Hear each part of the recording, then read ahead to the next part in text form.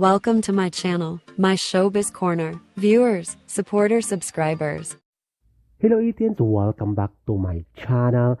Good news tayo, ang SB19 first time ever nominated sa Nickelodeon Kid Choice Award 2024 bilang Favorite Asian Act. Kaya naman let's voting na sa ating boys na SB19 dahil first time ever sa ganitong nomination. Ito ay big deal at malaking opportunity din sa kanila na makilala sila sa buong mundo, buong US sa Nickelodeon Kid Choice Award bilang Favorite Asian Act as nominated. O diba? Congratulations! But it's too late now. I remember you and me, and how careless we could be. All day and all night, we'd stay up, it felt so right. We were so young, we were so dumb.